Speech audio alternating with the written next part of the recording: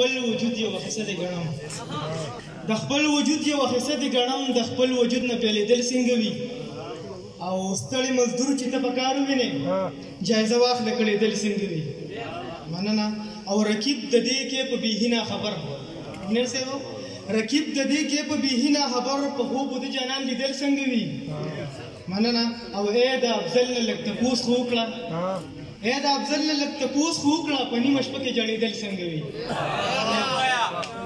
ای د افضل نه لږ تپوس خو وکړه په نیمه شپه کې جړېدل څنګه وي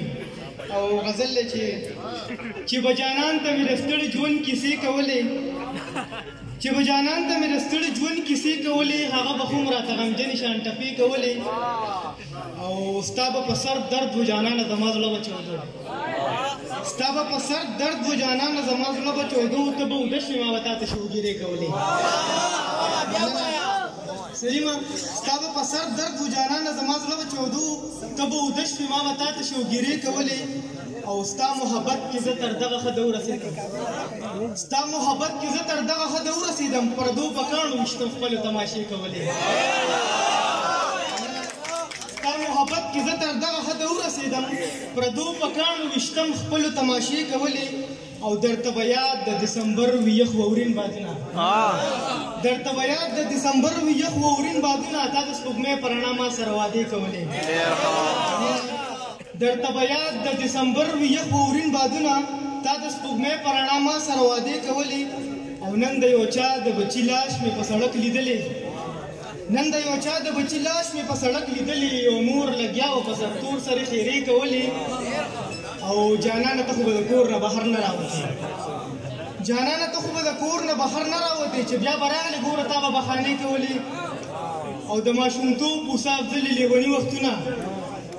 د ماشومتوب بوسه افضلې لیوني وختونه ما چې ګلاب درته نه و تا به نخرې کولې د ماشومتوب بوسه افضلې لیوني وختونه ما چې ګلاب درته نه و تا به نخرې کولې او بل کلام دی چې ازغن ماحول پیکه موسم دی یاره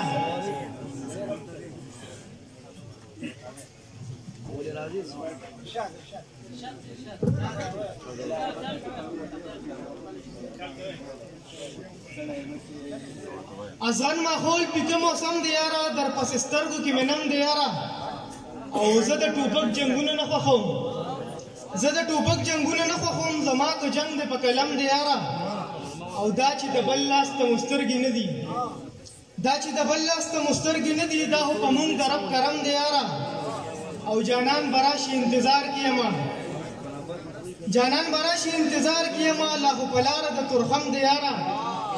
او راتله دې خو م ځان له سمزړه خوراک دی راتله دې خو م ځان له سمزړه خوراک دی او تلې ځان له یو لوی غم دی یاره او څوک چې نفرت په زړه کې نه راولي څوک چې نفرت په زړه کې نه راولي دغه سړی ښه محترم دی یاره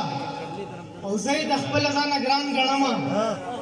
زه یې د خپله ځانه ګران ګڼمه زما د خوږ زړګي مرهم دی یاره او افضل روان دی ښه ډاډی ایښې افضل روان دی ښه ډاډی ایښې د پرمختګ په لور قدم دی یاره